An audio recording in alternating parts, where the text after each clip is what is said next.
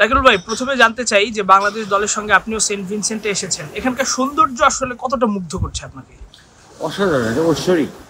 মানে কি বলবো, একটা আল্লাহ মনে হচ্ছে যেন সব হাতে দিয়ে তৈরি করে দিয়েছে। সামনে সমুদ্র, আমি এই হোটেলে এখন অবস্থান করছি। এখন সকালবেলা ঘুম থেকে উঠে একটা একটা চমৎকার একটা দিন শুরু হয়ে যায়। এই দেশটাই সুন্দর, ছোটো ছোটো দ্বীপপুঞ্জ নিয়ে, ইন্ডিপেন্ডেন্ট কান্ট্রি সব আমরা জানি, বাট কালেকটিভলি তারা ক্রিকেটটা খেলে। বা দেশ কিন্তু সবাই আলাদা আলাদা। তো আমার কাছে এটা খুব ভালো লাগছে, এবং আরও ভালো লাগছে যে আপনাদের মতন অনেক সাংবাদিক বাংলাদেশ থেকে এসছে, এবং আমার তো মনে হয় যে সবচেয়ে বেশি সাংবাদিক বাংলাদেশ থেকে এসছে। It is a good sign for our cricket, আমি মনে করি। এবং এরাও কিন্তু খুব এটা নিয়ে আলোচনা হয়, আমার সঙ্গে আলোচনা হয়, অনেকে কথা বলে যে তোমার দেশ থেকে তো অনেক সাংবাদিক আসছে। আমি যদি উই লাভ ক্রিকেট, আমরা ক্রিকেট ইজ আওয়ার প্যাশন। কাজে এখন আমাদের শুধু অপেক্ষা আমাদের ক্রিকেট টিমটা এবং ক্রিকেটটা কত তাড়াতাড়ি, কত অল্প সময় আমরা ওই গ্র্যাজুয়েট করতে পারবো মিড লেভেল থেকে উপর লেভেলে, এবং ওখানে নিয়মিতভাবে অবস্থান করতে পারবো। আমরা দেখেছি আপনি বাংলাদেশ দলের সঙ্গে নিউ ইয়র্কে গিয়েছেন, ডালাসে গিয়েছেন, এরপর এখানে 3 ম্যাচের মধ্যে 2টো জয়, একটা একেবারেই মানে ক্লোজ কাছে গিয়ে হেরে যাওয়া। এখন পর্যন্ত বাংলাদেশের পারফরমেন্সটা আপনি কিভাবে মূল্যায়ন করবেন?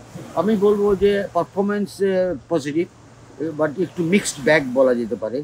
কারণ মিক্সড ব্যাগটা এই জন্যই বললাম যে ওই সাউথ আফ্রিকার ম্যাচটা এখনও আমি খুব কীভাবে নিতে পারছি না, খারাপ লাগছে আমার কাছে। কারণ এরকম অবস্থা থেকে ম্যাচ আমাদের সময় আমরা কোনো সময় হারিনি, যখন আমরা তখন ক্রিকেটটাকে প্রতিষ্ঠিত করেছিলাম, বড় বড় টিম ছিল আমার সময়। বাট এটা ক্রিকেটে হয়ে যায় অনেক সময়, বাট এইখানে আর টিমটা আমাদের ইয়াং আছে অনেক, ম্যাক্সিমাম প্রায় ইয়াং টিম খেলে। তারপরে তারা যত তাড়াতাড়ি এখান থেকে বেরোতে পারবে যে এই অবস্থা থেকে, যে ক্রাঞ্চ মোমেন্টে, কঠিন সময়ে, কঠিনও না ইজি সময়ে, যখন নাকি ওটাকে আরও ইজি করা যায়। কাজে আমরা কিন্তু একটা ঝামেলা শ্রীলঙ্কার সঙ্গে করে ফেলছিলাম ডালাসে, যেটা আমাদের 5-6 উইকেটে জেতার কথা ছিল, সেই ম্যাচটা কিন্তু আমরা 2 উইকেট দিচ্ছি। তারপরটা উইকেট পড়ছিল।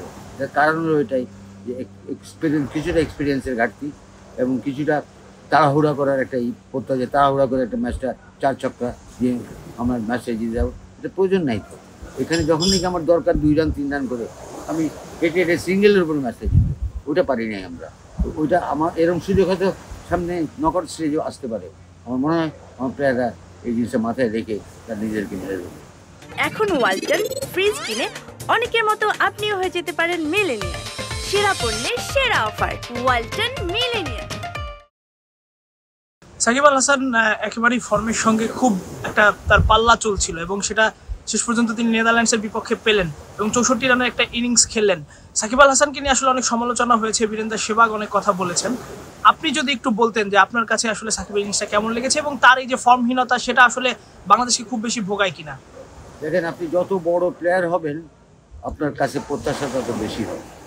আর বাংলাদেশের মতো দেশে, ক্রিকেটিং কান্ট্রিতে, সাকিব একটা ওয়ার্ল্ড ক্লাস প্লেয়ার। আর ওয়ার্ল্ড ক্লাস ওই মাত্র তো আমাদের ওইরকম আসে নেই যে 5-6টা আছে। তো কাজেই তার কাছ থেকেই প্রত্যাশাটা বেশি থাকে। এবং সাকিব তার একটা ব্যাক প্যাচ যাচ্ছিল, একটা খারাপ সময় যাচ্ছিল পারফরমেন্স ওয়াইজ, ব্যাটিং বোলিং সব কিছু। তো সেখান থেকে সে ফিরে এসছে, এবং সে যে ইনিংসটা খেলেছে, এটা যারা আমরা দেখেছি, এটা অসাধারণ একটা প্রফেশনাল পজিটিভ একটা ইনিংস সে উপহার দিয়েছে। প্রথম থেকে যদি দেখবেন, আপনি যদি রেকর্ডটা দেখেন, যে সে কিন্তু এসে কোনো বল নষ্ট করে নাই। অ্যাটাক, সে পুরো খেলার আক্রমণটাকে সে ওইদিকে নিয়ে গেছে, অপোনেন্ট টিমের কাছে, নেদারল্যান্ডসের কাছে নিয়ে গেছে। যেই সময়টায় নেদারল্যান্ডস কিন্তু তাদের টেল জোয়ার আপ, তারা কিন্তু অনেক ভালো অবস্থানে ছিল, ওখান থেকে সে টিমটাকে বের করে ফেলছে তার ওই অ্যাটাকিং অ্যাটিটিউডের কারণে। সেটা সাকিব দ্বারা সম্ভব। তার রান পাওয়াটা আমাদের ক্রিকেট পরবর্তী ব্যাটসম্যান, টিমের অন্যান্য ব্যাটসম্যানদের জন্য অনেক আশা দিয়ে দেবে যে আমাদের সিনিয়র প্লেয়ার, আমাদের যে ফর্মার ক্যাপ্টেন সাকিব আল হাসান, সে পারফর্ম করে, এটা অনেক আস্থা যোগাবে এবং শক্তি যোগাবে। একই সঙ্গে শান্ত রান পাচ্ছে না, এটা আমাকে বলতেই হবে। বা শান্তকে উৎসাহিত করতে হবে সকল টিমমেটদের, বলতো, কারণ শান্ত কিন্তু তাদের সমবয়সী। এখানে বুঝতে হবে একটা টিমের যে লিডার থাকে বা যে ক্যাপ্টেন থাকে, তাকে, সেও রক্ত মাংসে করা মানুষ, কিন্তু তাকে অনেক কিছু নিয়ে ভাবনায় থাকতে হয়। সে যখন খারাপ হিসেবে থাকে, তখন সেই যে কেউ লোক, সেটা খেলা হোক বা পারিবারিক কোনো ব্যাপার হোক, সে কিন্তু প্রত্যাশা করে মনে মনে যে আমার পাশের লোকজন থাকুক, আমাকে সান্ত্বনা দিক। এই সান্ত্বনাটা ওইভাবেই আসতে হবে।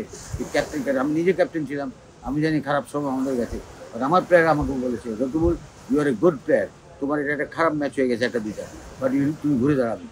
ওকে ওই কথাগুলো বলতে হবে এবং বলতে হবে যে তুমি ভালো প্লেয়ার দিকে আজকে তুমি ক্যাপ্টেন এবং তোমার ভিতরে সব কিছু আছে, তো তুমি সময় নিয়ে খেলো, আমরা বাকিটা সামনে নেব। তাড়াহুড়ো করতে হবে না, পাওয়ার হিটিংয়ে তোমার এখন যাওয়া লাগবে না।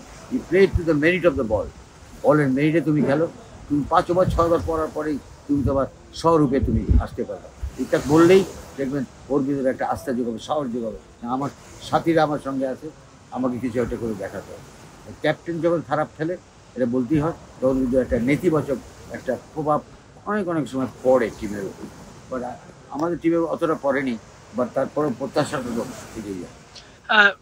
আরেকটু জানতে চাই রিশাদ হোসেনকে নিয়ে। আমাদের একসময় তো কোনো লেগ স্পিনারই ছিল না, এখন আমরা লেগ স্পিনার পেয়েছি এবং এত ভালো একজন লেগ স্পিনার পেয়েছি যিনি প্রত্যেকটা ম্যাচে আমাদের যে দুটো ম্যাচ সেই দুটো ম্যাচে একদম গুরুত্বপূর্ণ মোমেন্টের যে সময়টা আসলে আমাদের মোমেন্টামটা দরকার ছিল, উইকেটটা নিয়ে তিনি মোমেন্টামটা এনে দিয়েছেন। তো রিশাদকে আপনি আসলে কেমন দেখেন এবং লং রানে সে কতটা সাস্টেনেবল করতে পারে বাংলাদেশ টিমে? দেখেন আপনাকে আমি বলি, আজকে T20 দিকে তাকান, প্রত্যেকটা দেশে একটা করে লেগ স্পিনার আছে। IPL এর দিকে তাকান, প্রত্যেকটা টিমে একটা লেগ স্পিনার তারা রাখে। ইভেন নেপালের লেগ স্পিনার IPL-এ খেলে। কেন? কারণ লেগ স্পিনাররা এলো আননোন টাইপের বোলার, এরা উইকেট টেকিং বোলার, এরা কিছু রান খরচে হবে কিন্তু আপনাকে নিয়মিত বিরতিতে উইকেট দিতে পারে, কারণ মারকুটে অবস্থায় থাকে ব্যাটসম্যানরা। যখন নাকি মারার মুডে থাকে তখন আউট হওয়ার সম্ভাবনাটা বেড়ে যায়। এবং আপনি দেখবেন ও খুব কিন্তু 6 ফুট 2 ইঞ্চি লম্বা একটু। এবং আপনার ভারতীয় যে লেগ স্পিনার ছিলেন, যে চাহাল না লম্বা যে ছিলেন Anil Kumble, Anil Kumble type bowler, is not a floater. আমাদের বোলার কিন্তু ফ্লোটার না, ফ্লোট করে না বল, একটা দুটা করে, জোরের উপরে করে, আর টার্নিং হলে তাকে খেলা অনেক মুশকিল হয়ে গেল। একই সঙ্গে সে কিন্তু ব্যাটিংও ভালো করে, is not a just a bowler. কাজেই এটা একটা বড় ফাইন্ড আমাদের জন্য। এই 2023-24 এসে আমাদের এটা বড় প্রাপ্তি আমাদের বোলিং ডিপার্টমেন্ট। একদম শেষ প্রশ্ন, বাংলাদেশ যেহেতু সুপার 8-এ কোয়ালিফাই করেছে, ভারত এবং অস্ট্রেলিয়ার মতো প্রতিপক্ষের সঙ্গে বাংলাদেশের ম্যাচ পড়বে, আপনার কাছে কি মনে হয় যে আমরা একটা অঘটন ঘটাতে পারবো এবং সেমিফাইনালটা নিশ্চিত করতে পারবে বাংলাদেশ দল? অঘটন তো বাংলাদেশের যে কটা টিম আছে, আফগানিস্তান, অস্ট্রেলিয়া, ইন্ডিয়া, প্রত্যেকেই সব কটা ভার্সনে কিন্তু বাংলাদেশ হারিয়েছে অতীতে। কাজেই জয়ের স্বার্থ তাদের কাছে আছে। আর বাংলাদেশের উপর তো কোনো চাপ নেই, প্রেশার নেই। আমরাও কিন্তু বলছি না বাংলাদেশ তোমার ওয়ার্ল্ড কাপ চ্যাম্পিয়ন হও, এখনও বলার সময় আসে নাই।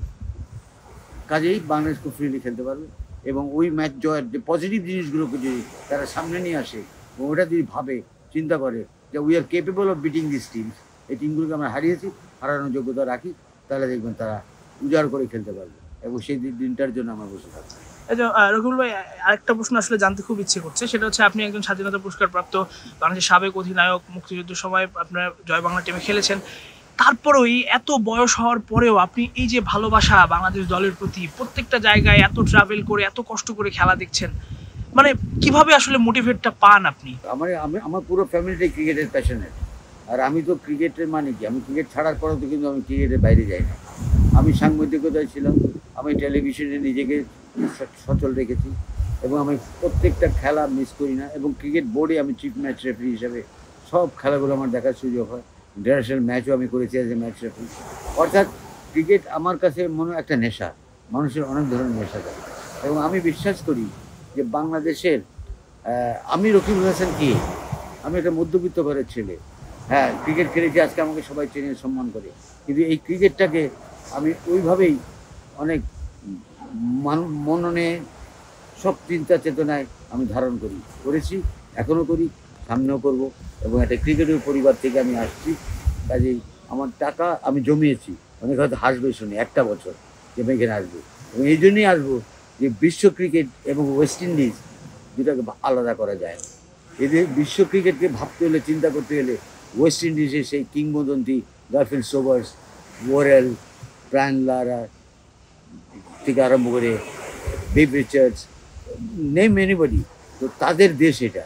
তো এইখানে আর প্লাস একটা সৌন্দর্যের একটা দেশ। আমি চিন্তা করেছি, আমার ফ্যামিলিতেও বলছে আমি কিন্তু যাবো, তারা আমাকে খুব উৎসাহ দিয়েছে, তুমি যাও, অন্তত তোমার শখ আল্লাহটা পূরণ করো। আমি সবগুলো ক্রিকেটিং কান্ট্রিতে গেছি, এটা বাকি ছিল, এটা এখন আল্লাহ পূরণ করেছে। কাজে এই প্যাশন আমার থাকবে, এই প্যাশনেট হিসেবেই আমি যেন এই বিদায় নিতে পারি এবং ক্রিকেটকে ভালোবাসি। ধন্যবাদ রাকিবুল ভাই।